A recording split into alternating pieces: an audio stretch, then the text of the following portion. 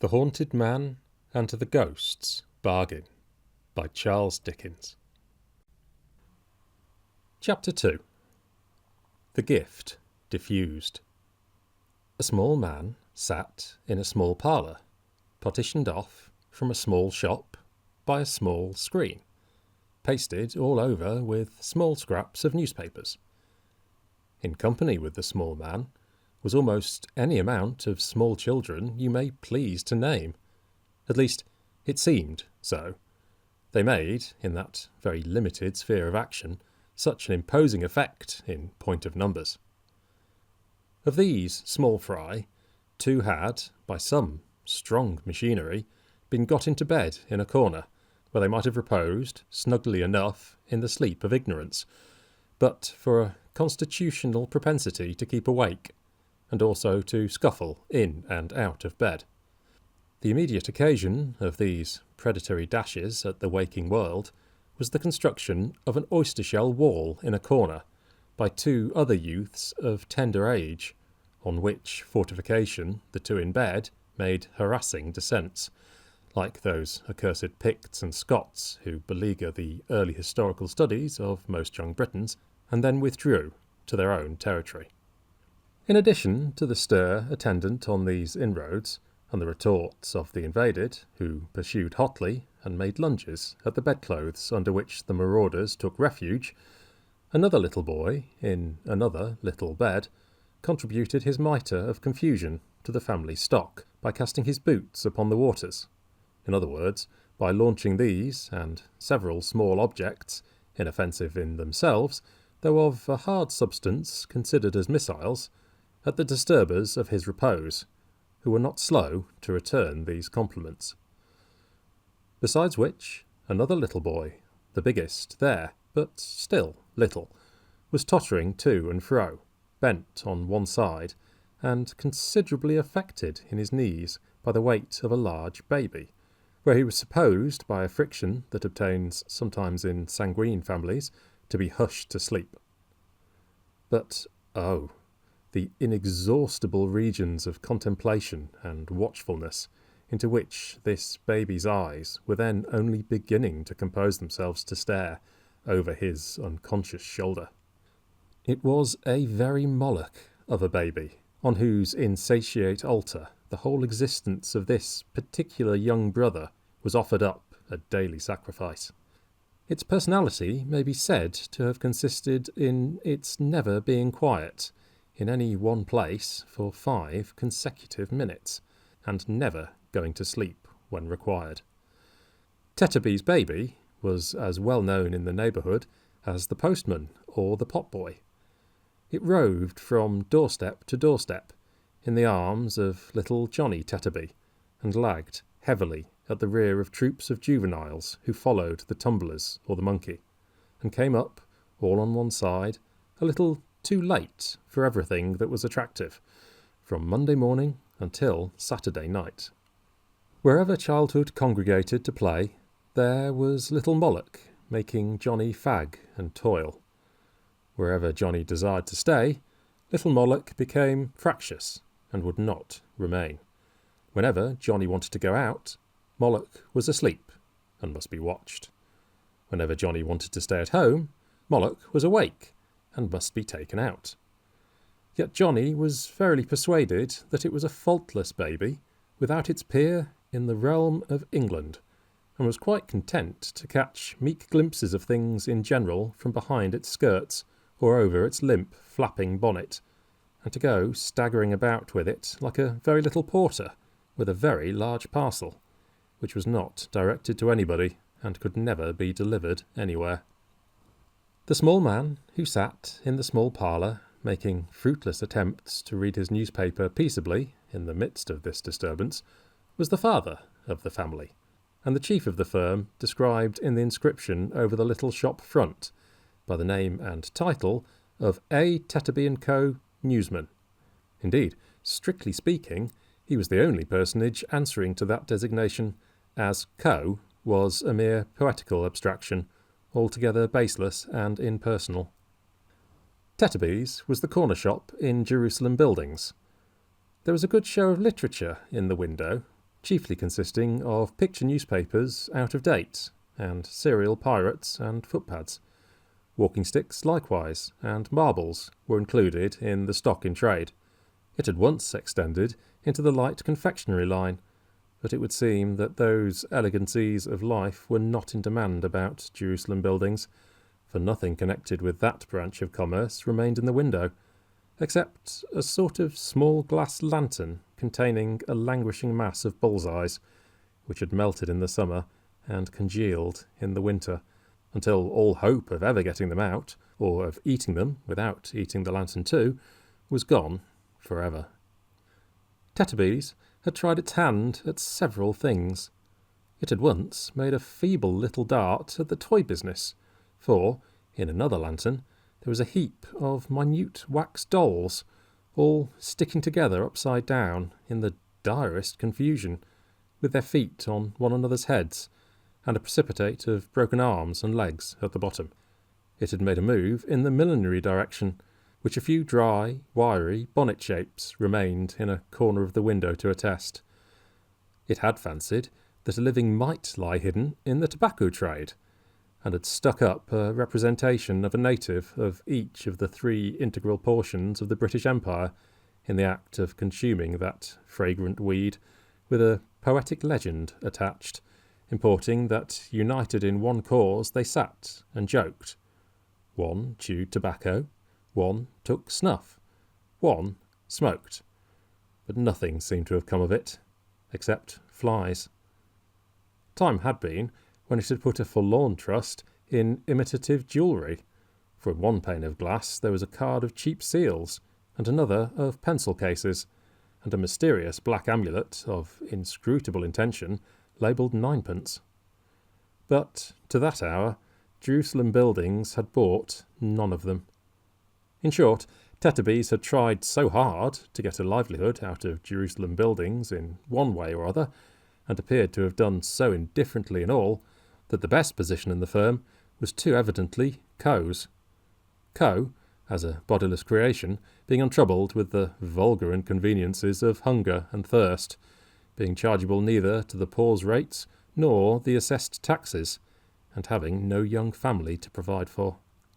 Tetterby himself, however, in his little parlour, as already mentioned, having the presence of a young family impressed upon his mind in a manner too clamorous to be disregarded, or to comport with the quiet perusal of a newspaper, laid down his paper, wheeled, in his distraction, a few times round the parlour, like an undecided carrier-pigeon, made an ineffectual rush at 1 or 2 flying little figures in bedgowns that skimmed past him, and then, bearing suddenly down upon the only unoffending member of the family, boxed the ears of little Mollock's nurse.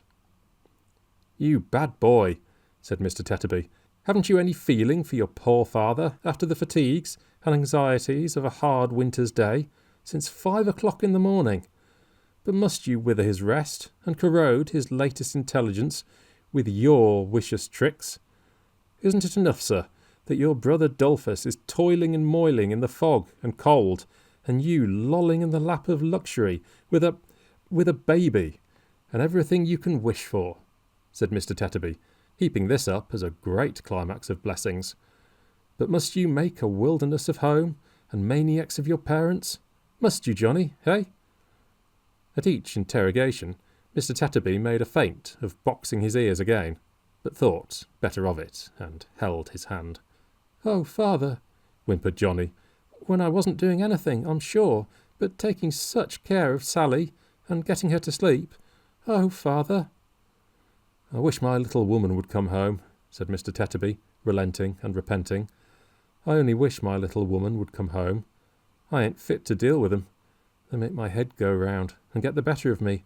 Oh, Johnny, isn't it enough that your dear mother has provided you with that sweet sister," indicating Moloch. "Isn't it enough that you were 7 boys before, without a ray of gal, and that your dear mother went through what she did go through, on purpose that you might all of you have a little sister? But must you so behave yourself, and to make my head swim?" Softening more and more, as his own tender feelings and those of his injured son were worked on, Mr. Tetterby concluded by embracing him, and immediately breaking away to catch one of the real delinquents.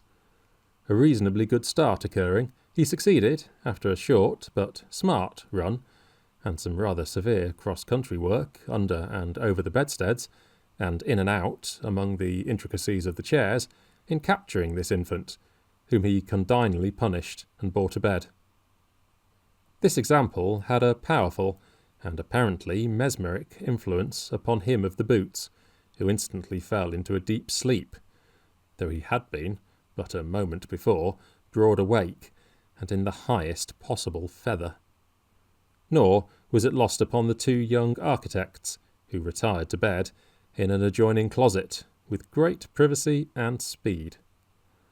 The comrade of the intercepted one, also shrinking into his nest with similar discretion, Mr. Tetterby, when he paused for breath, found himself, unexpectedly, in a scene of peace. "My little woman herself," said Mr. Tetterby, wiping his flushed face, "could hardly have done it better. I only wish my little woman had had it to do. I do indeed." Mr. Tetterby sought upon his screen for a passage appropriate to be impressed upon his children's minds on the occasion, and read the following. "It is an undoubted fact that all remarkable men have had remarkable mothers, and have respected them in after life as their best friends. Think of your own remarkable mother, my boys," said Mr. Tetterby, "and know her value while she is still among you." He sat down again in his chair by the fire, and composed himself, cross-legged, over his newspaper. "Let anybody, I don't care who it is, get out of bed again," said Mr. Tetterby, as a general proclamation, delivered in a very soft-hearted manner, "and astonishment will be the portion of that respected contemporary," which expression Mr. Tetterby selected from his screen. "Johnny, my child, take care of your only sister, Sally, for she's the brightest gem that ever sparkled on your early brow." Johnny sat down on a little stool, and devotedly crushed himself beneath the weight of Moloch. "Ah, what a gift that baby is to you, Johnny," said his father, "and how thankful you ought to be. It is not generally known, Johnny," he was now referring to the screen again, "but it is a fact ascertained, by accurate calculations, that the following immense percentage of babies never attained 2 years old. That is to say—" "Oh, don't, father, please," cried Johnny. "I can't bear it, when I think of Sally." Mr. Tetterby desisting, Johnny, with a profound sense of his trust, wiped his eyes and hushed his sister. "Your brother, Dolphus," said his father, poking the fire, "is late tonight, Johnny, and will come home like a lump of ice. What's got your precious mother?" "Here's mother, and Dolphus too, father," exclaimed Johnny. "I think." "You're right," returned his father, listening.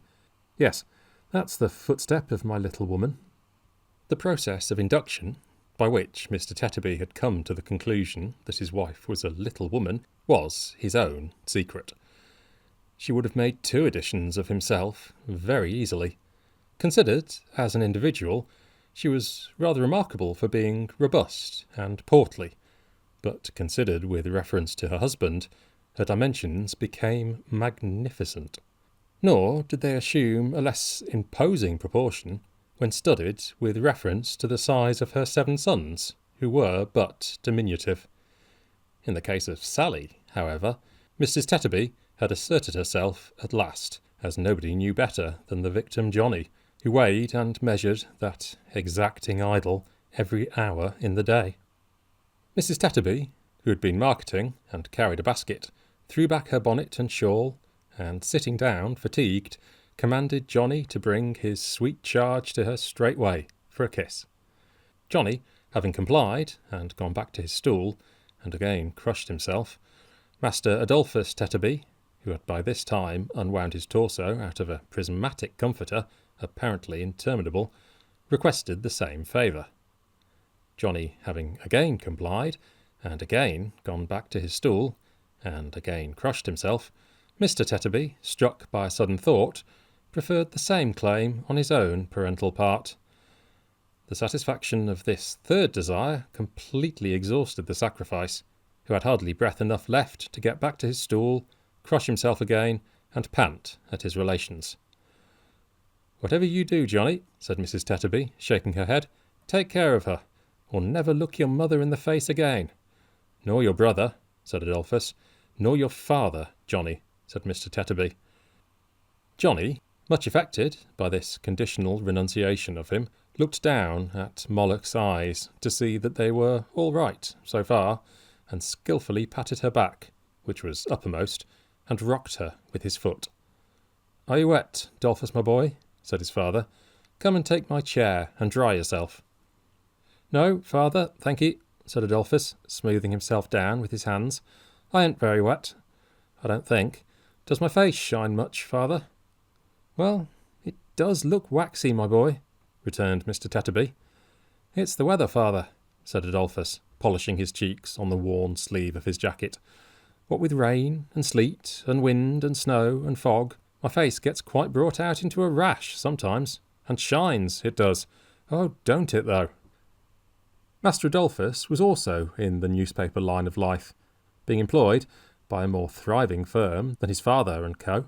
to vend newspapers at a railway station, where his chubby little person, like a shabbily disguised Cupid, and his shrill little voice, he was not much more than 10 years old, were as well known as the hoarse panting of the locomotives, running in and out.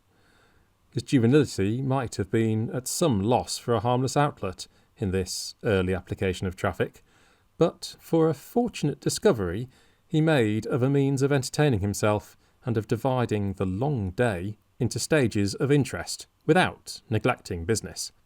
This ingenious invention, remarkable, like many great discoveries, for its simplicity, consisted in varying the first vowel in the word paper, and substituting in its stead, at different periods of the day, all the other vowels in grammatical succession.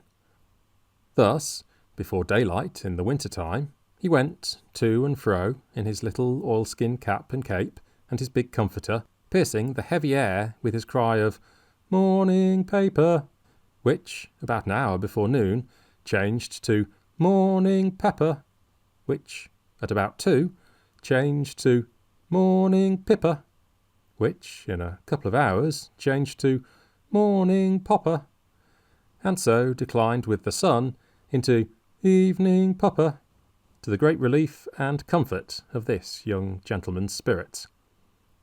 Mrs. Tetterby, his lady mother, who had been sitting with her bonnet and shawl thrown back, as aforesaid, thoughtfully turning her wedding ring round and round upon her finger, now rose, and divesting herself of her out-of-door attire, began to lay the cloth for supper.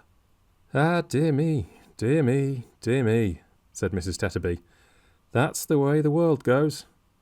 "Which is the way the world goes, my dear?" asked Mr. Tetterby, looking round. "Oh, nothing," said Mrs. Tetterby.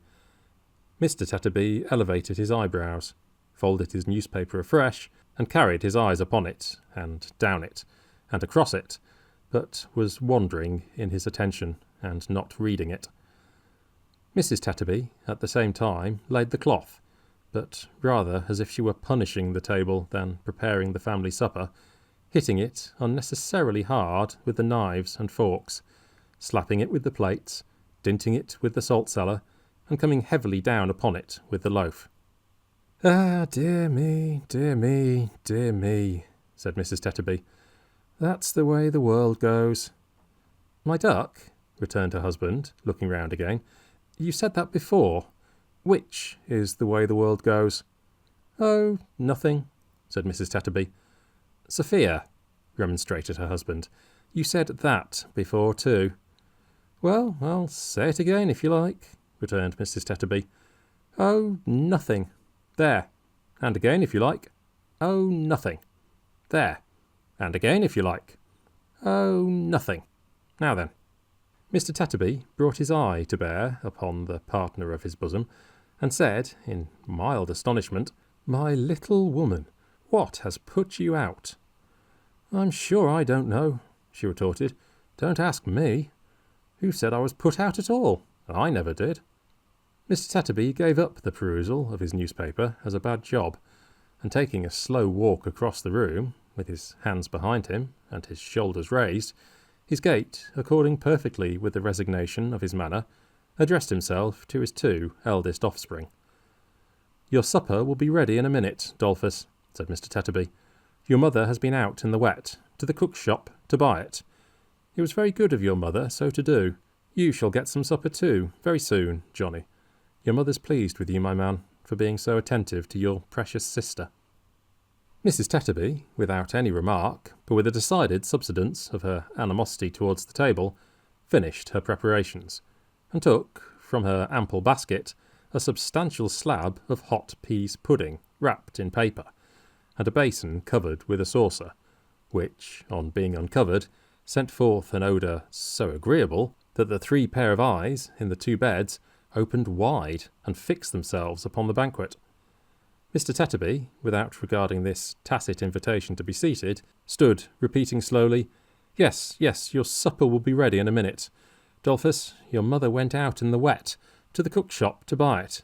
It was very good of your mother so to do," until Mrs. Tetterby, who had been exhibiting sundry tokens of contrition behind him, caught him round the neck and wept. "Oh, Dolphus," said Mrs. Tetterby, "how could I go and behave so?" This reconciliation affected Dolphus the younger and Johnny to that degree that they both, as with one accord, raised a dismal cry, which had the effect of immediately shutting up the round eyes in the beds, and utterly routing the 2 remaining little Tetterbys, just then stealing in from the adjoining closet to see what was going on in the eating way. "I'm sure, Dolphus," sobbed Mrs. Tetterby, "coming home, I had no more idea than a child unborn." Mr. Tetterby seemed to dislike this figure of speech, and observed, "Say then the baby, my dear." "Had no more idea than the baby," said Mrs. Tetterby.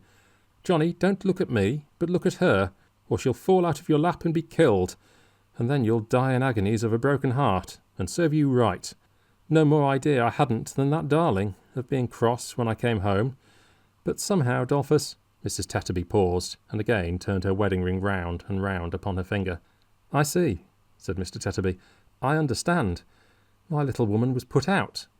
Hard times, and hard weather, and hard work make it trying now and then. I see. Bless your soul. No wonder.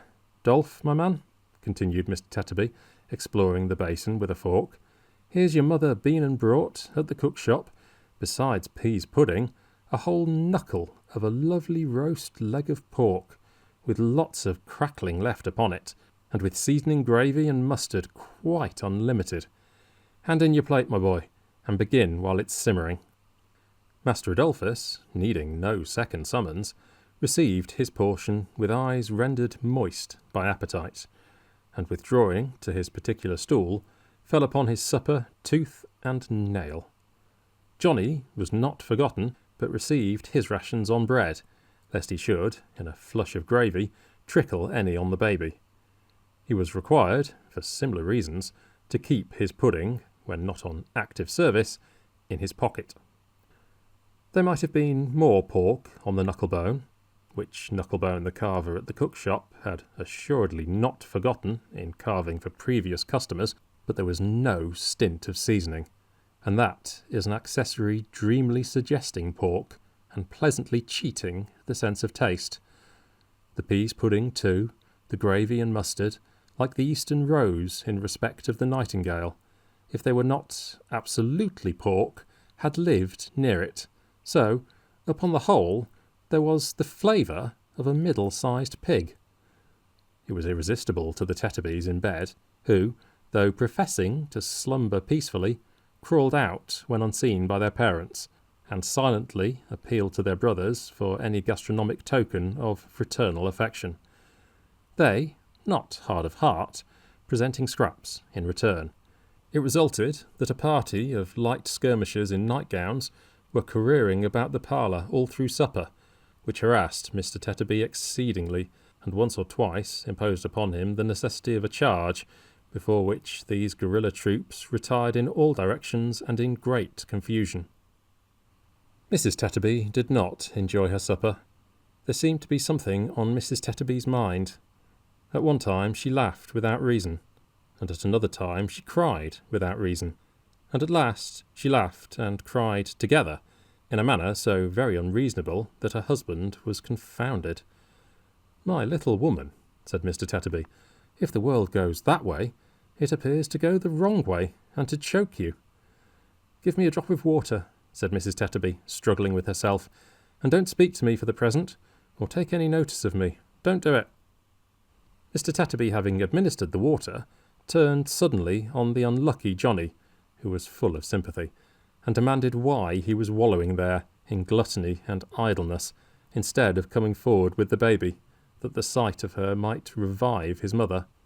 Johnny immediately approached, borne down by its weight, but Mrs. Tetterby, holding out her hand to signify that she was not in a condition to bear that trying appeal to her feelings, he was interdicted from advancing another inch on pain of perpetual hatred from all his dearest connections, and accordingly retired to his stool again, and crushed himself as before. After a pause, Mrs. Tetterby said she was better now, and began to laugh. "My little woman," said her husband dubiously, "are you quite sure you're better? Or are you, Sophia, about to break out in a fresh direction?" "No, Dolphus, no," replied his wife. "I'm quite myself." With that, settling her hair, and pressing the palms of her hands upon her eyes, she laughed again. "What a wicked fool I was to think so for a moment," said Mrs. Tetterby.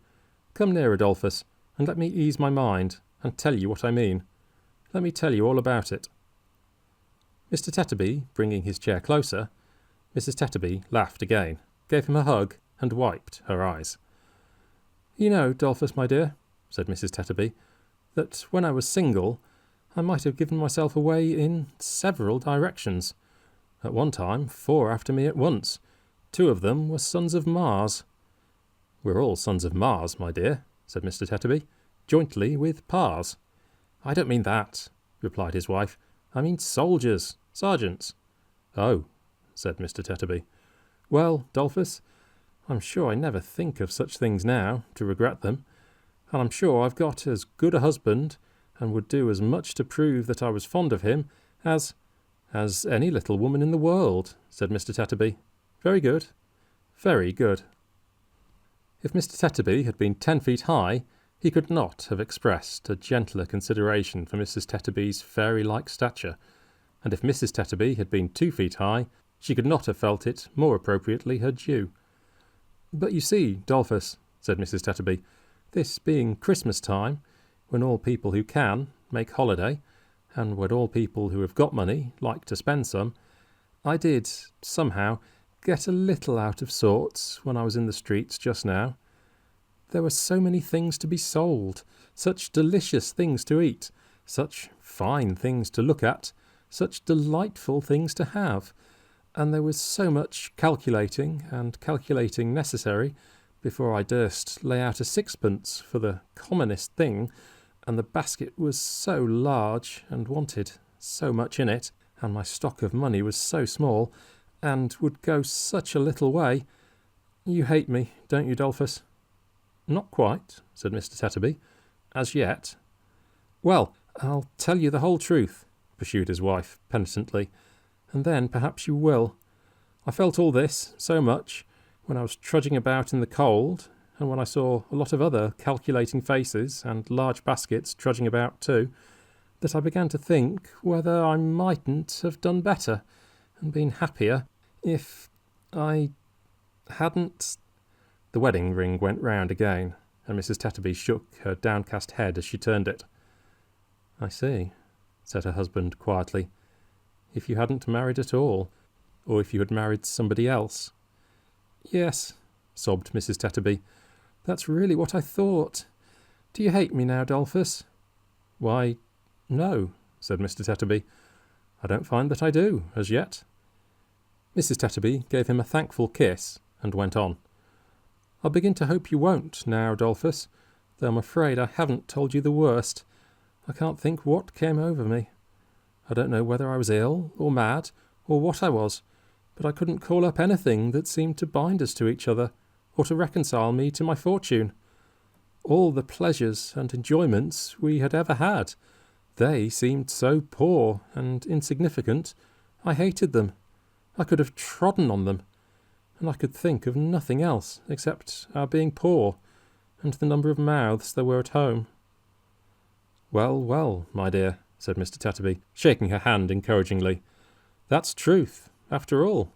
We are poor, and there are a number of mouths at home here. Ah, but Dolph, cried his wife, laying her hands upon his neck. My good, kind, patient fellow. When I'd been at home a very little while, how different! Oh, Dolph, dear, how different it was! I felt as if there was a rush of recollection on me, all at once, that softened my hard heart and filled it up till it was bursting. All our struggles for a livelihood, all our cares and wants since we have been married, all the times of sickness, all the hours of watching we have ever had, by one another or by the children, seemed to speak to me, and say that they had made us one, and that I never might have been, or could have been, or would have been, any other than the wife and mother I am. Then the cheap enjoyments that I could have trodden on so cruelly got to be so precious to me, oh, so priceless and dear, that I couldn't bear to think how much I'd wronged them. And I said, and say again 100 times, how could I ever behave so? Dolphus, how could I ever have the heart to do it? The good woman, quite carried away by her honest tenderness and remorse, was weeping with all her heart, when she started up with a scream and ran behind her husband. Her cry was so terrified that the children started from their sleep and from their beds and clung about her. Nor did her gaze belie her voice as she pointed to a pale man in a black cloak who had come into the room. "Look at that man! Look there! What does he want?" "My dear," returned her husband, "I'll ask him if you let me go. What's the matter? How you shake!" "I saw him in the street when I was out just now. He looked at me and stood near me. I'm afraid of him." "Afraid of him? Why?" "I don't know why. Stop, husband," for he was going towards the stranger. She had one hand pressed upon her forehead and one upon her breast, and there was a peculiar fluttering all over her, and a hurried, unsteady motion of her eyes, as if she had lost something. "Are you ill, my dear? What is it that is going from me again?" she muttered in a low voice. "What is this that is going away?" Then she abruptly answered, "Ill? No, I am quite well," and stood looking vacantly at the floor. Her husband, who had not been altogether free from the infection of her fear at first, and whom the present strangeness of her manner did not tend to reassure, addressed himself to the pale visitor in the black cloak, who stood still, and whose eyes were bent upon the ground. "What may be your pleasure, sir?" he asked, "with us?" "I fear that my coming in unperceived," returned the visitor, "has alarmed you, but you were talking and did not hear me." "My little woman says, perhaps you heard her say it," returned Mr. Tetterby, "that it's not the first time you have alarmed her tonight. I am sorry for it. I remember to have observed her, for a few moments only, in the street. I had no intention of frightening her." As he raised his eyes in speaking, she raised hers. It was extraordinary to see what dread she had of him, and with what dread he observed it, and yet how narrowly and closely. "My name," he said, "is Redlaw. I come from the old college hard by. A young gentleman who is a student there lodges in your house, does he not?" "Mr. Denham," said Tetterby. "Yes." It was a natural action, and so slight as to be hardly noticeable, but the little man, before speaking again, passed his hand across his forehead and looked quickly round the room, as though he were sensible of some change in its atmosphere. The chemist, instantly transferring to him the look of dread he had directed towards the wife, stepped back, and his face turned paler. "The gentleman's room," said Tetterby, "is upstairs, sir. There's a more convenient private entrance, but as you have come in here, it will save your going out into the cold if you'll take this little staircase," showing one communicating directly with the parlour, "and go up to him that way, if you wish to see him." "Yes, I wish to see him," said the chemist. "Can you spare a light?" The watchfulness of his haggard look, and the inexplicable distrust that darkened it, seemed to trouble Mr. Tetterby. He paused and looked fixedly at him in return, stood for a minute or two, like a man stupefied or fascinated, At length he said, "I'll light you, sir, if you'll follow me." "No," replied the chemist, "I don't wish to be attended or announced to him. He does not expect me. I would rather go alone. Please to give me the light, if you can spare it, and I'll find the way." In the quickness of his expression of this desire, and in taking the candle from the newsman, he touched him on the breast, withdrawing his hand hastily, almost as though he had wounded him by accident, for he did not know in what part of himself his new power resided, or how it was communicated, or how the manner of its reception varied in different persons. He turned and ascended the stair. But when he reached the top, he stopped and looked down. The wife was standing in the same place, twisting her ring round and round upon her finger. The husband, with his head bent forward on his breast, was musing heavily and sullenly. The children, still clustering about the mother, gazed timidly after the visitor, and nestled together when they saw him looking down. "Come," said the father roughly, "there's enough of this. Get to bed here." "The place is inconvenient and small enough," the mother added, "without you. Get to bed." The whole brood, scared and sad, crept away, little Johnny and the baby lagging last. The mother, glancing contemptuously round the sordid room, and tossing from her the fragments of their meal, stopped on the threshold of her task of clearing the table, and sat down, pondering idly and dejectedly. The father betook himself to the chimney corner, and impatiently raking the small fire together, bent over it as if he would monopolise it all. They did not interchange a word. The chemist, paler than before, stole upward like a thief, looking back upon the change below, and dreading equally to go on or return. "What have I done?" he said confusedly. "What am I going to do?" "To be the benefactor of mankind," he thought he heard a voice reply. He looked round, but there was nothing there, and a passage, now shutting out the little parlour from his view. He went on, directing his eyes before him at the way he went. "It is only since last night," he muttered gloomily, "that I've remained shut up, and yet all things are strange to me. I'm strange to myself. I'm here as in a dream. What interest have I in this place, or in any place that I can bring to my remembrance? My mind is going blind." There was a door before him, and he knocked at it. Being invited, by a voice within, to enter, he complied. "Is that my kind nurse?" said the voice. "But I need not ask her. There is no one else to come here." It spoke cheerfully, though in a languid tone, and attracted his attention to a young man lying on a couch, drawn before the chimney-piece, with the back towards the door. A meagre, scanty stove, pinched and hollowed like a sick man's cheeks, and bricked into the centre of a hearth that it could scarcely warm, contained the fire, to which his face was turned. Being so near the windy housetop, it wasted quickly, and with a busy sound, and the burning ashes dropped down fast. "They chink when they shoot out here," said the student, smiling. "So, according to the gossips, they are not coffins, but purses.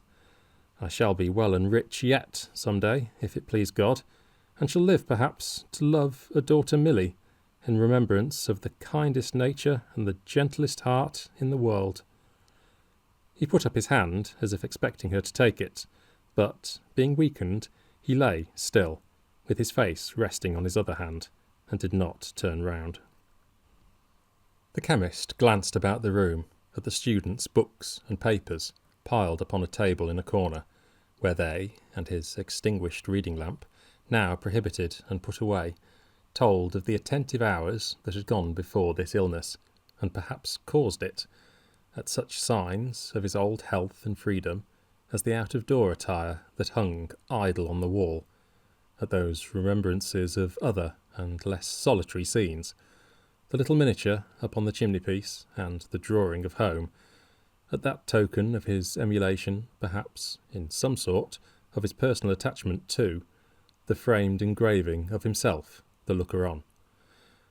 The time had been only yesterday, when not one of these objects, in its remotest association of interest with the living figure before him, would have been lost on Redlaw.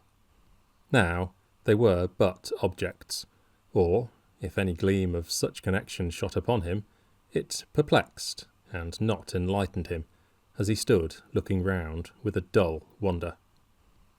The student, recalling the thin hand which had remained so long untouched, raised himself on the couch and turned his head. "Mr. Redlaw!" he exclaimed, and started up. Redlaw put out his arm. "Don't come nearer to me. I will sit here. Remain you where you are." He sat down on a chair near the door, and having glanced at the young man, standing leaning with his hand upon the couch, spoke with his eyes averted towards the ground. "I heard, by an accident, by what accident is no matter, that one of my class was ill and solitary. I received no other description of him than that he lived in this street. Beginning my inquiries at the first house in it, I have found him." "I have been ill, sir," returned the student, not merely with a modest hesitation, but with a kind of awe of him, "but am greatly better. An attack of fever, of the brain, I believe, has weakened me, but I am much better. I cannot say I have been solitary in my illness, or I should forget the ministering hand that has been near me." "You are speaking of the keeper's wife," said Redlaw. "Yes." The student bent his head, as if he rendered her some silent homage. The chemist, in whom there was a cold, monotonous apathy, which rendered him more like a marble image on the tomb of the man who had started from his dinner yesterday at the first mention of this student's case, than the breathing man himself, glanced again at the student leaning with his hand upon the couch, and looked upon the ground and in the air, as if for light for his blinded mind. "I remembered your name," he said, "when it was mentioned to me downstairs just now, and I recollect your face. We have held but very little personal communication together." "Very little." "You have retired and withdrawn from me more than any of the rest, I think." The student signified assent. "And why?" said the chemist, not with the least expression of interest, but with a moody, wayward kind of curiosity. "Why? How comes it that you have sought to keep especially from me the knowledge of your remaining here, at this season, when all the rest have dispersed, and of your being ill? I want to know why this is." The young man, who had heard him with increasing agitation, raised his downcast eyes to his face, and clasping his hands together, cried with sudden earnestness and with trembling lips, "Mr. Redlaw, you have discovered me.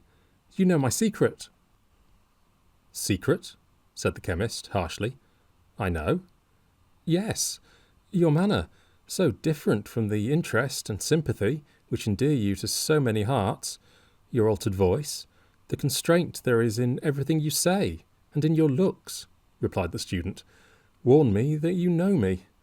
That you would conceal it, even now, is but a proof to me, God knows I need none, of your natural kindness, and to the bar there is between us."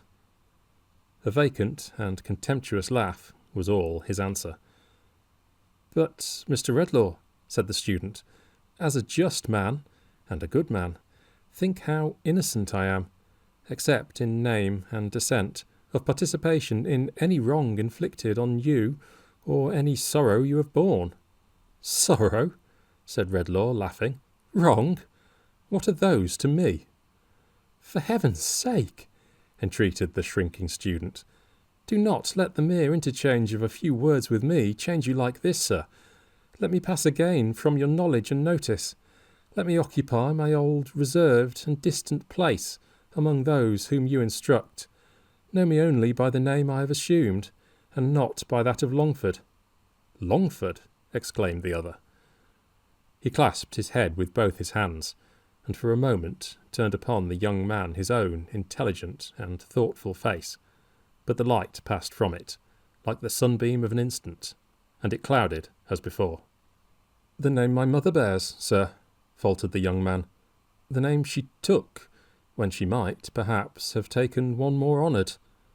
Mr. Redlaw," hesitating, "I believe I know that history. Where my information halts, my guesses at what is wanting may supply something not remote from the truth. I am the child of a marriage that has not proved itself a well-assorted or a happy one. From infancy, I've heard you spoken of with honour and respect, with something that was almost reverence. I have heard of such devotion, of such fortitude and tenderness, of such rising up against the obstacles which press men down, that my fancy, since I learnt my little lesson from my mother, has shed a lustre on your name. At last, a poor student myself, from whom could I learn but you?" Redlaw, unmoved, unchanged, and looking at him with a staring frown, answered by no word or sign. "I cannot say," pursued the other. "I should try in vain to say how much it has impressed me and affected me, to find the gracious traces of the past in that certain power of winning gratitude and confidence which is associated among us students, among the humblest of us most, with Mr. Redlaw's generous name. Our ages and positions are so different, sir, and I am so accustomed to regard you from a distance, that I wonder at my own presumption when I touch, however lightly, on that theme. But to one who, I may say, who felt no uncommon interest in my mother once, it may be something to hear, now that all is past, with what indescribable feelings of affection I have, in my obscurity, regarding him, with what pain and reluctance I have kept aloof from his encouragement, when a word of it would have made me rich. Yet how I have felt it fit that I should hold my course, content to know him and to be unknown." "Mr. Redlaw," said the student faintly, "what I would have said, I have said ill, for my strength is strange to me as yet. But for anything unworthy in this fraud of mine, forgive me, and for all the rest, forget me." The staring frown remained on Redlaw's face, and yielded to no other expression until the student, with these words, advanced towards him, as if to touch his hand, when he drew back and cried to him, "Don't come nearer to me." The young man stopped, shocked by the eagerness of his recoil, and by the sternness of his repulsion, and he passed his hand, thoughtfully, across his forehead. "The past is past," said the chemist. "It dies like the brutes. Who talks to me of its traces in my life? He raves or lies. What have I to do with your distempered dreams? If you want money, here it is. I came to offer it, and that is all I came for. There can be nothing else that brings me here," he muttered, holding his head again with both his hands. "There can be nothing else. And yet—" He had tossed his purse upon the table. As he fell into this dim cogitation with himself, the student took it up and held it out to him. "Take it back, sir," he said proudly, though not angrily. "I wish you could take from me, with it, the remembrance of your words and offer." "You do?" he retorted, with a wild light in his eyes. "You do?" "I do." The chemist went close to him for the first time, and took the purse, and turned him by the arm, and looked him in the face. "There is sorrow and trouble in sickness, is there not?" he demanded with a laugh. The wondering student answered, "Yes." "In its unrest, in its anxiety, in its suspense, in all its train of physical and mental miseries?" said the chemist, with a wild, unearthly exultation. "All best forgotten, are they not?" The student did not answer, but again passed his hand, confusedly, across his forehead. Redlaw still held him by the sleeve, when Milly's voice was heard outside. "I can see very well now," she said. "Thank you, Dolph. Don't cry, dear. Father and Mother will be comfortable again tomorrow, and home will be comfortable too. A gentleman with him, is there?" Redlaw released his hold as he listened.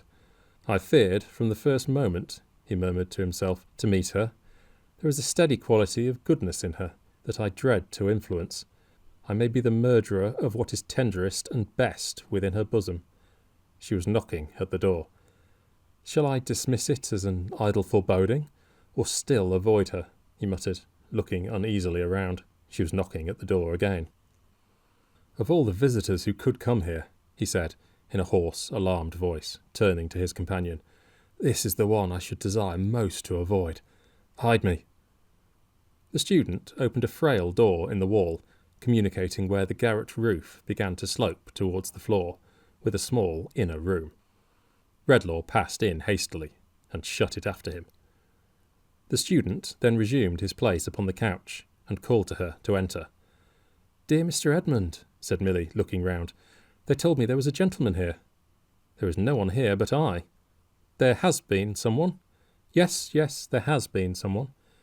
She put her little basket on the table, and went up to the back of the couch, as if to take the extended hand, but it was not there. A little surprised, in her quiet way, she leaned over to look at his face, and gently touched him on the brow. "Are you quite as well tonight? Your head is not so cool as in the afternoon." "Tut," said the student petulantly, "very little ails me." A little more surprise, but no reproach, was expressed in her face, as she withdrew to the other side of the table, and took a small packet of needlework from her basket. But she laid it down again, on second thoughts, and going noiselessly about the room, set everything exactly in its place, and in the neatest order, even to the cushions on the couch, which she touched with so light a hand that he hardly seemed to know it, as he lay looking at the fire. When all this was done, and she had swept the hearth, she sat down, in her modest little bonnet, to her work, and was quietly busy on it directly. "It's the new muslin curtain for the window, Mr. Edmund," said Milly, stitching away as she talked. "It will look very clean and nice, though it costs very little, and will save your eyes, too, from the light. My William says the room should not be too light just now, when you are recovering so well, or the glare might make you giddy." He said nothing, but there was something so fretful and impatient in his change of position that her quick fingers stopped, and she looked at him anxiously. "The pillows are not comfortable," she said, laying down her work and rising. "I will soon put them right." "They are very well," he answered. "Leave them alone, pray. You make so much of everything." He raised his head to say this, and looked at her so thanklessly that, after he had thrown himself down again, she stood, timidly pausing. However, she resumed her seat and her needle, without having directed even a murmuring look towards him, and was soon as busy as before. "I've been thinking, Mr. Edmund, that you have been often thinking of late, when I have been sitting by, how true the saying is, that adversity is a good teacher. Health will be more precious to you after this illness than it has ever been. And years hence, when this time of year comes round, and you remember the days when you lay here sick, alone, that the knowledge of your illness might not afflict those who are dearest to you, your home will be doubly dear and doubly blessed. Now, isn't that a good, true thing?" She was too intent upon her work, and too earnest in what she said, and too composed and quiet altogether, to be on the watch for any look he might have directed towards her in reply, so the shaft of his ungrateful glance fell harmless, and did not wound her. "Ah," said Milly, with her pretty head inclining thoughtfully on one side as she looked down, following her busy fingers with her eyes. "Even on me, and I am very different from you, Mr. Edmund, for I have no learning, and don't know how to think properly. This view of such things has made a great impression since you have been lying ill. When I have seen you so touched by the kindness and attention of the poor people downstairs, I have felt that you thought even that experience some repayment for the loss of health, and I have read in your face, as plain as if it was a book, that but for some trouble and sorrow we should never know half the good there is about us." His getting up from the couch interrupted her, or she was going on to say more. "We needn't magnify the merit, Mrs. William," he rejoined slightingly. "The people downstairs will be paid, in good time, I dare say, for any little extra service they may have rendered me, and perhaps they anticipate no less. I am much obliged to you, too." Her fingers stopped, and she looked at him. "I can't be made to feel the more obliged by your exaggerating the case," he said. "I am sensible that you have been interested in me, and I say I am much obliged to you. What more would you have?" Her work fell on her lap, as she still looked at him walking to and fro with an intolerant air, and stopping now and then. "I say again, I am much obliged to you. Why weaken my sense of what is your due and obligation by preferring enormous claims upon me? Trouble, sorrow, affliction, adversity. One might suppose I had been dying a score of deaths here." "Do you believe, Mr. Edmund," she asked, rising and going nearer to him, "that I spoke of the poor people of the house with any reference to myself, to me?" laying her hand upon her bosom with a simple and innocent smile of astonishment. "Oh, I think nothing about it, my good creature," he returned. "I have had an indisposition, which your solicitude, observe, I say solicitude, makes a great deal more of than it merits, and it's over, and we can't perpetuate it." He coldly took a book and sat down at the table. She watched him for a little while, until her smile was quite gone, and then, returning to where her basket was, said gently, "Mr. Edmund, would you rather be alone?" "There is no reason why I should detain you here," he replied. "Except," said Milly, hesitating and showing her work.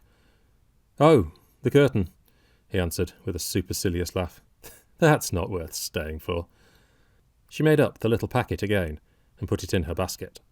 Then, standing before him with such an air of patient entreaty that he could not choose but look at her, she said, "If you should want me, I will come back willingly. When you did want me, I was quite happy to come. There was no merit in it. I think you must be afraid that, now you are getting well, I may be troublesome to you. But I should not have been, indeed. I should have come no longer than your weakness and confinement lasted. You owe me nothing, but it is right that you should deal as justly by me as if I was a lady, even the very lady that you love. And if you suspect me of meanly making much of the little I have tried to do to comfort your sick room, you do yourself more wrong than ever you can do me. That is why I am sorry. That is why I am very sorry." If she had been as passionate as she was quiet, as indignant as she was calm, as angry in her look as she was gentle, as loud of tone as she was low and clear, she might have left no sense of her departure in the room, compared with that which fell upon the lonely student when she went away. He was gazing drearily upon the place where she had been, when Redlaw came out of his concealment and came to the door. "When sickness lays its hand on you again," he said, looking fiercely back at him, "may it be soon. Die here. Rot here." "What have you done?" returned the other, catching at his cloak. "What change have you wrought in me? What curse have you brought upon me? Give me back myself." "Give me back myself," exclaimed Redlaw like a madman. "I am infected. I am infectious. I am charged with poison for my own mind and the minds of all mankind. Where I felt interest, compassion, sympathy, I am turning into stone. Selfishness and ingratitude spring up in my blighting footsteps. I am only so much less base than the wretches whom I make so, that in the moment of their transformation I can hate them." As he spoke, the young man still holding to his cloak, he cast him off and struck him. Then wildly hurried out into the night air, where the wind was blowing, the snow falling, the cloud drift sweeping on, the moon dimly shining, and where, blowing in the wind, falling with the snow, drifting with the clouds, shining in the moonlight and heavily looming in the darkness, were the phantom's words. "The gift that I have given, you shall give again. Go where you will." Whither he went, he neither knew nor cared, so that he avoided company. The change he felt within him made the busy streets a desert, and himself a desert, and the multitude around him, in their manifold endurances and ways of life, a mighty waste of sand, which the winds tossed into unintelligible heaps and made a ruinous confusion of. Those traces in his breast, which the phantom had told him would die out soon, were not, as yet, so far upon their way to death, but that he understood enough of what he was, and what he made of others, to desire to be alone. This put it in his mind. He suddenly bethought himself, as he was going along, of the boy who had rushed into his room. And then he recollected that of those with whom he had communicated since the phantom's disappearance, that boy alone had shown no sign of being changed. Monstrous and odious as the wild thing was to him, he determined to seek it out, and prove if this were really so, and also to seek it with another intention, which came into his thoughts at the same time. So, resolving with some difficulty where he was, he directed his steps back to the old college, and to that part of it where the general porch was, and where, alone, the pavement was worn by the tread of the students' feet. The keeper's house stood just within the iron gates, forming a part of the chief quadrangle. There was a little cloister outside, and from that sheltered place he knew he could look in at the window of their ordinary room and see who was within. The iron gates were shut, but his hand was familiar with the fastening, and drawing it back by thrusting in his wrist between the bars, he passed through softly, shut it again, and crept up to the window, crumbling the thin crust of snow with his feet. The fire, to which he had directed the boy last night, shining brightly through the glass, made an illuminated place upon the ground. Instinctively avoiding this, and going round it, he looked in at the window. At first he thought that there was no one there, and that the blaze was reddening only the old beams in the ceiling and the dark walls, but peering in more narrowly, he saw the object of his search coiled asleep before it on the floor. He passed quickly to the door, opened it, and went in. The creature lay in such a fiery heat that, as the chemist stooped to rouse him, it scorched his head. So soon as he was touched, the boy, not half awake, clutching his rags together with the instinct of flight upon him, half rolled and half ran into a distant corner of the room, where, heaped upon the ground, he struck his foot out to defend himself. "Get up," said the chemist. "You've not forgotten me?" "You let me alone," returned the boy. "This is the woman's house, not yours." The chemist's steady eye controlled him somewhat, or inspired him with enough submission to be raised upon his feet and looked at. "Who washed them, and who put those bandages where they were bruised and cracked?" asked the chemist, pointing to their altered state. "The woman did." "And is it she who made you cleaner in the face, too?" "Yes, the woman." Redlaw asked these questions to attract his eyes towards himself, and with the same intent now held him by the chin, and threw his wild hair back, though he loathed to touch him. The boy watched his eyes keenly, as if he thought it needful to his own defence, not knowing what he might do next, and Redlaw could see well that no change came over him. "Where are they?" he inquired. "The woman's out." "I know she is. Where is the old man with the white hair and his son?" "The woman's husband, do you mean?" inquired the boy. "Aye. Where are those two?" "Out. Something's the matter, somewhere. They were fetched out in a hurry, and told me to stop here." "Come with me," said the chemist, "and I'll give you money." "Come where? And how much will you give?" "I'll give you more shillings than you ever saw, and bring you back soon. Do you know your way to where you came from?" "You let me go," returned the boy, suddenly twisting out of his grasp. "I'm not a-going to take you there. Let me be, or I'll heave some fire at you." He was down before it, and ready, with his savage little hand, to pluck the burning coals out. What the chemist had felt, in observing the effect of his charmed influence stealing over those with whom he came in contact, was not nearly equal to the cold, vague terror with which he saw this baby monster put it at defiance. It chilled his blood to look on the immovable, impenetrable thing, in the likeness of a child, with its sharp, malignant face turned up to his, and its almost infant hand, ready at the bars. "Listen, boy," he said, "you shall take me where you please, so that you take me where the people are very miserable or very wicked. I want to do them good, and not to harm them. You shall have money, as I've told you, and I will bring you back. Get up, come quickly." He made a hasty step towards the door, afraid of her returning. "Will you let me walk by myself, and never hold me, nor yet touch me?" said the boy, slowly withdrawing the hand with which he threatened, and beginning to get up. "I will. And let me go, before, behind, or any ways I like. I will. Give me some money first, then, and go." The chemist laid a few shillings, one by one, in his extended hand. To count them was beyond the boy's knowledge, but he said, "One," every time, and avariciously looked at each as it was given, and at the donor. He had nowhere to put them out of his hand, but in his mouth, and he put them there. Redlaw then wrote with his pencil on a leaf of his pocket-book that the boy was with him, and laying it on the table, signed to him to follow. Keeping his rags together, as usual, the boy complied, and went out with his bare head and naked feet into the winter night. Preferring not to depart by the iron gate by which he had entered, where they were in danger of meeting her whom he so anxiously avoided, the chemist led the way, through some of those passages among which the boy had lost himself, and by that portion of the building where he lived, to a small door of which he had the key. When they got into the street, he stopped to ask his guide, who instantly retreated from him, if he knew where they were.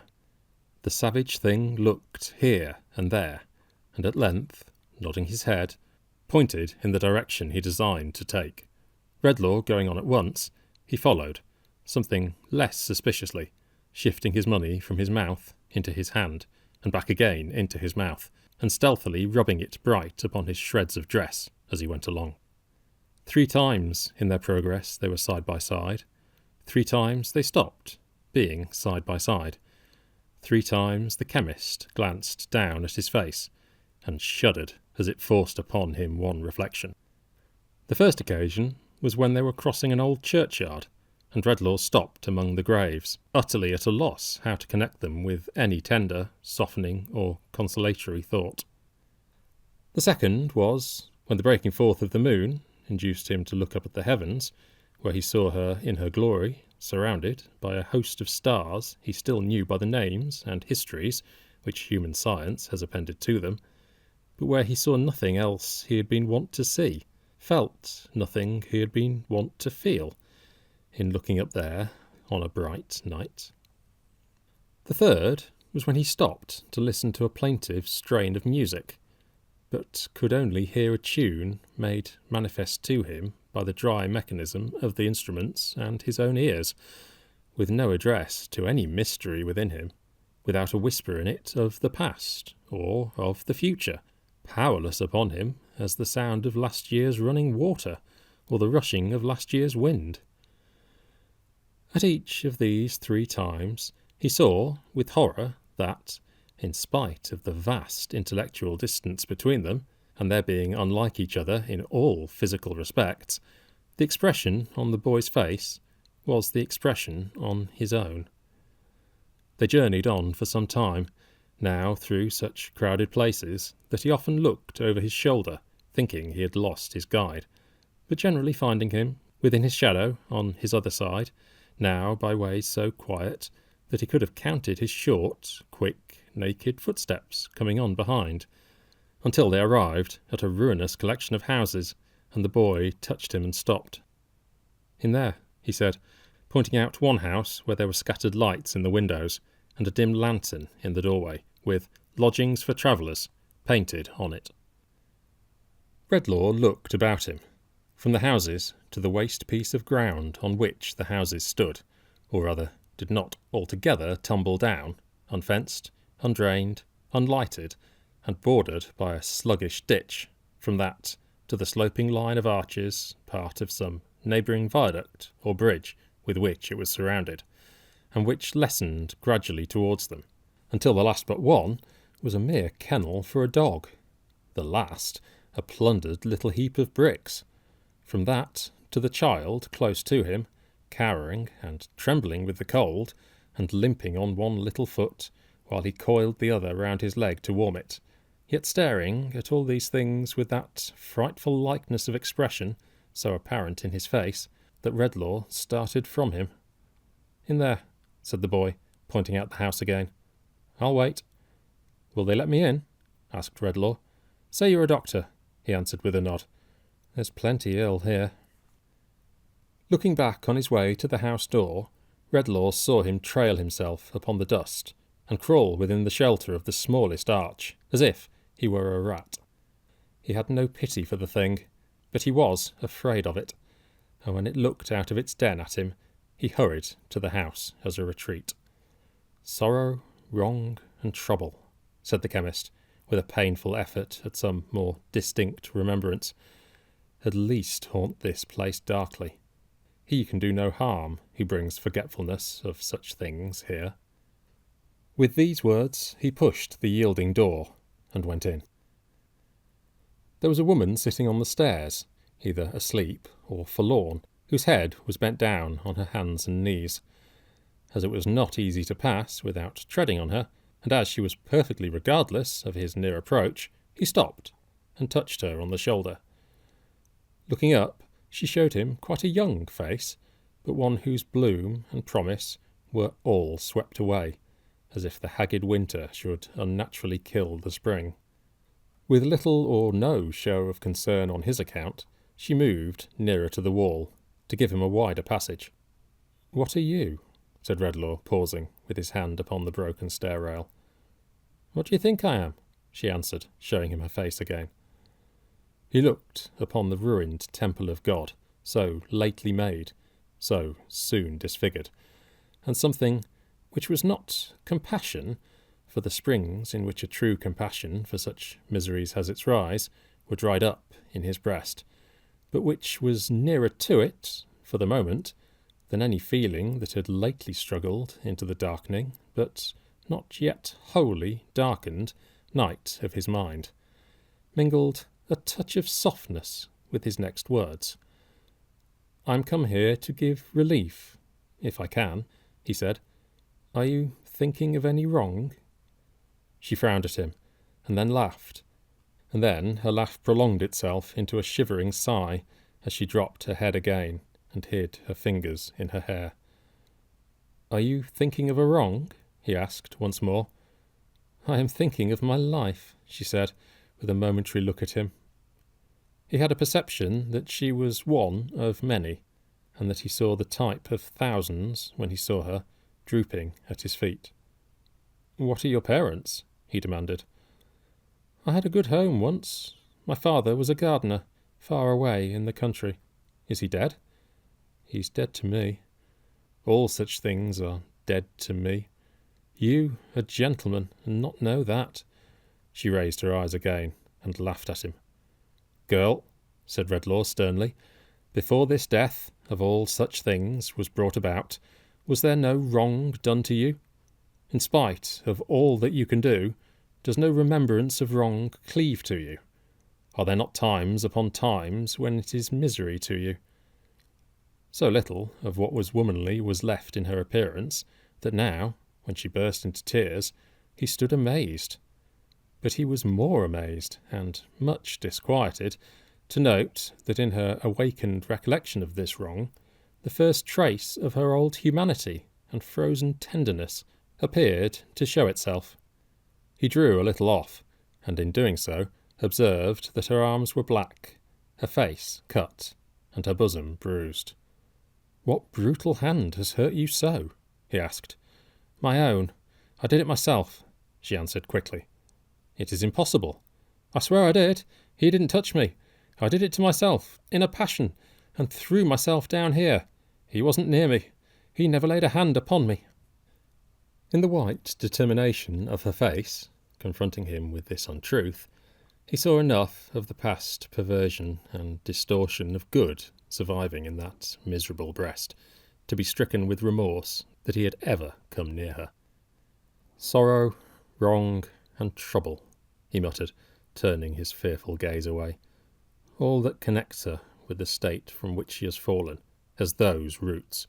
In the name of God, let me go by." Afraid to look at her again, afraid to touch her, afraid to think of having sundered the last thread by which she held upon the mercy of heaven, he gathered his cloak about him and glided swiftly up the stairs. Opposite to him, on the landing, was a door which stood partly open, and which, as he ascended, a man with a candle in his hand came forward from within to shut. But this man, on seeing him, drew back, with much emotion in his manner, and, as if by a sudden impulse, mentioned his name aloud. In the surprise of such a recognition there, he stopped, endeavouring to recollect the wan and startled face. He had no time to consider it, for, to his yet greater amazement, old Philip came out of the room, and took him by the hand. "Mr. Redlaw," said the old man, "this is like you, sir. You have heard of it, and have come after us to render any help you can. Too late. Too late." Redlaw, with a bewildered look, submitted to be led into the room. A man lay there, on a truckle bed, and William Swidger stood at the bedside. "Too late," murmured the old man, looking wistfully into the chemist's face, and the tears stole down his cheeks. "That's what I say, father," interposed his son in a low voice. "That's where it is, exactly. To keep as quiet as ever we can while he's a-dozing is the only thing to do. You're right, father." Redlaw paused at the bedside and looked down on the figure that was stretched upon the mattress. It was that of a man who should have been in the vigour of his life, but on whom it was not likely the sun would ever shine again. The vices of his 40 or 50 years' career had so branded him that, in comparison with their effects upon his face, the heavy hand of time upon the old man's face who watched him had been merciful and beautifying. "Who is this?" asked the chemist, looking round. "My son George, Mr. Redlaw," said the old man, wringing his hands. "My eldest son, George, who was more his mother's pride than all the rest." Redlaw's eyes wandered from the old man's grey head as he laid it down upon the bed, to the person who had recognised him, and who had kept aloof in the remotest corner of the room. He seemed to be about his own age, and although he knew no such hopeless decay and broken man as he appeared to be, there was something in the turn of his figure as he stood with his back towards him, and now went out at the door, that made him pass his hand uneasily across his brow. "William," he said in a gloomy whisper, "who is that man?"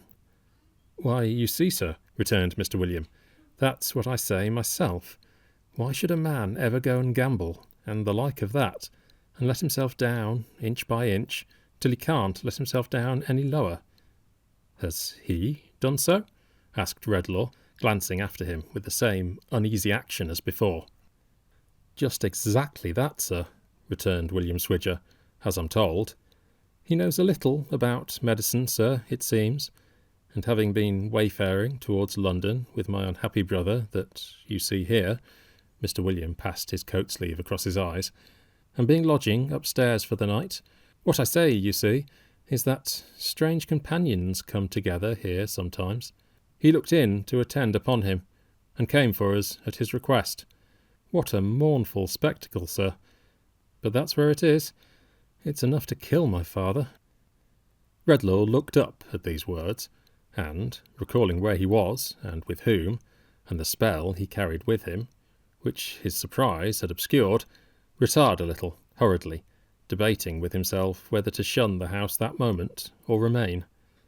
Yielding to a certain sullen doggedness, which it seemed to be a part of his condition to struggle with, he argued for remaining. "Was it only yesterday," he said, "when I observed the memory of this old man to be a tissue of sorrow and trouble, and shall I be afraid to-night to shake it? Are such remembrances as I can drive away so precious to this dying man that I need fear for him? No, I'll stay here." But he stayed in fear and trembling none the less for these words, and, shrouded in his black cloak, with his face turned from them, stood away from the bedside, listening to what they said, as if he felt himself a demon in the place. "Father," murmured the sick man, rallying a little from stupor. "My boy, my son George," said old Philip. "You spoke, just now, of my being mother's favourites, long ago. It's a dreadful thing to think now, of long ago. No, no, no, returned the old man. Think of it. Don't say it's dreadful. It's not dreadful to me, my son. It cuts you to the heart, father. For the old man's tears were falling on him. Yes, yes, said Philip. So it does. But it does me good. It's a heavy sorrow to think of that time. But it does me good, George. Oh, think of it too. Think of it too. And your heart will be softened more and more. Where's my son William? William, my boy, your mother loved him dearly to the last, and with her latest breath said, Tell him I forgave him, blessed him, and prayed for him. Those were her words to me. I've never forgotten them, and I'm 87. Father, said the man upon the bed, I am dying. I know I am so far gone that I can hardly speak, even of what my mind most runs on. Is there any hope for me beyond this bed? There is hope, returned the old man, for all who are softened and penitent. There is hope for all such. Oh, he exclaimed, clasping his hands and looking up, I was thankful only yesterday that I could remember this unhappy son when he was an innocent child. But what a comfort it is now to think that even God himself has that remembrance of him. Redlaw spread his hands upon his face and shrank like a murderer. Feebly moaned the man upon the bed. The waste since then. The waste of life since then. But he was a child once, said the old man. He played with children before he lay down on his bed at night and fell into his guiltless rest. He said his prayers at his poor mother's knee. I have seen him do it many a time, and seen her lay his head upon her breast and kiss him. Sorrowful as it was to her and me to think of this when he went so wrong, and when our hopes and plans for him were all broken, this gave him still a hold upon us that nothing else could have given. Oh, Father, so much better than the fathers upon earth. Oh, Father, so much more afflicted by the errors of thy children. Take this wanderer back, not as he is, but as he was then. Let him cry to thee, as he so often seemed to cry to us. As the old man lifted up his trembling hands, the son, for whom he made the supplication, laid his sinking head against him for support and comfort, as if he were indeed the child of whom he spoke. When did man ever tremble, as Redlaw trembled, in the silence that ensued? He knew it must come upon them, knew that it was coming fast. My time is very short. My breath is shorter, said the sick man, supporting himself on one arm, and with the other groping in the air.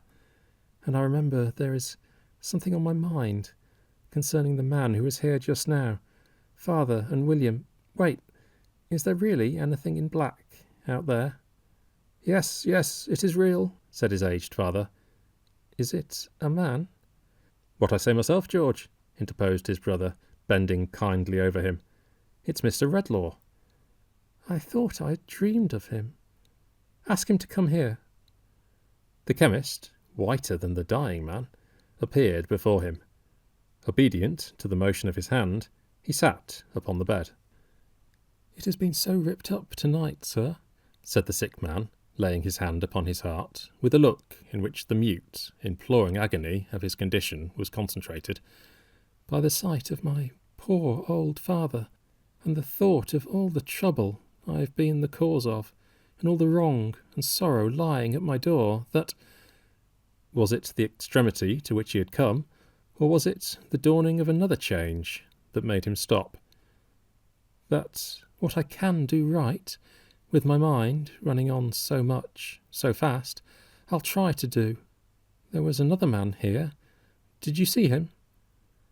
Redlaw could not reply by any word, for when he saw that fatal sign he knew so well now, of the wandering hand upon the forehead, his voice died at his lips, but he made some indication of assent.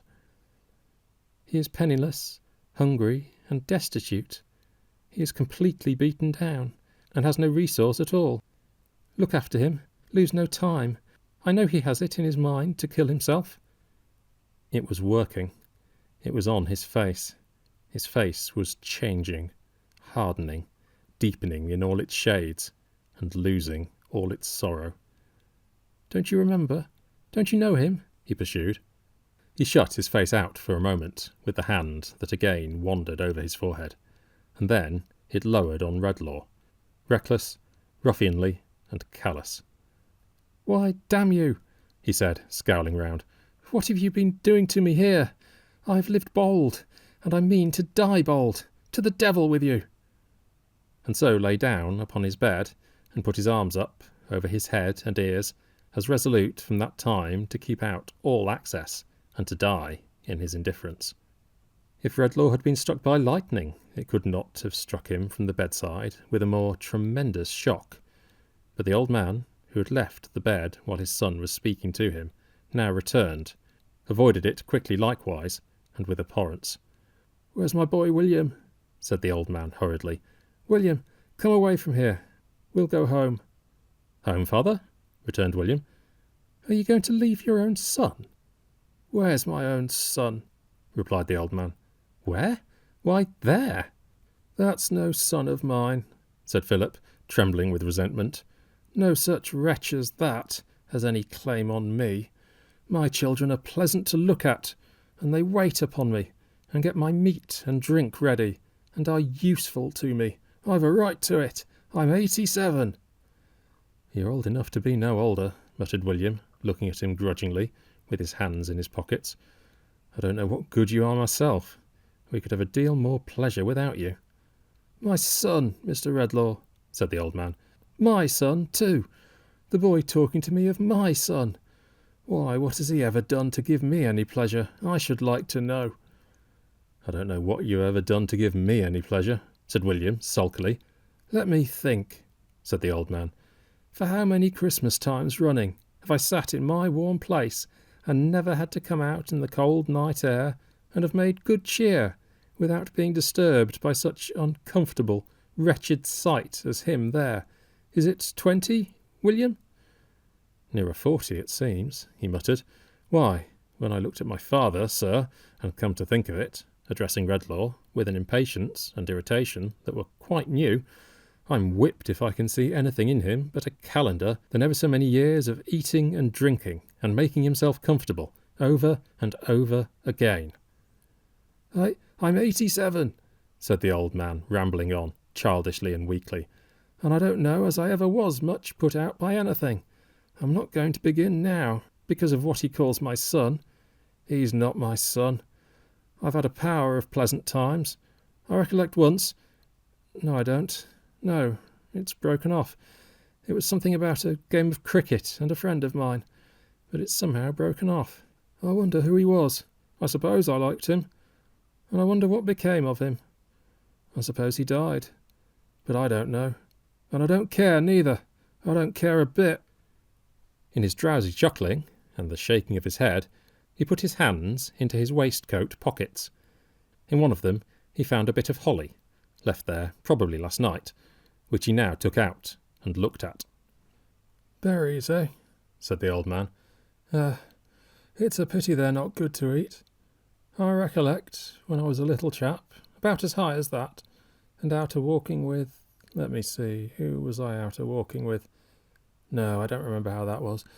I don't remember as I ever walked with anyone particular, or cared for anyone, or anyone for me. Berries, eh? There's good cheer when there's berries.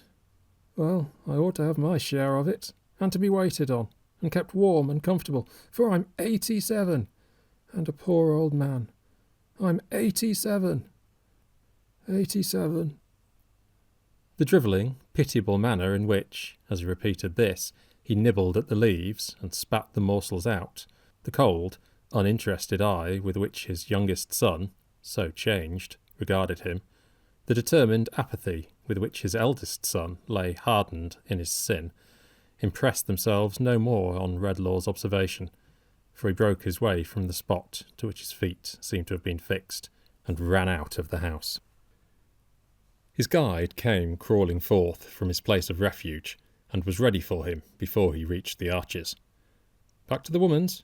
He inquired. Back, quickly, answered Redlaw. Stop nowhere on the way. For a short distance the boy went on before, but their return was more like a flight than a walk, and it was as much as his bare feet could do to keep pace with the chemist's rapid strides.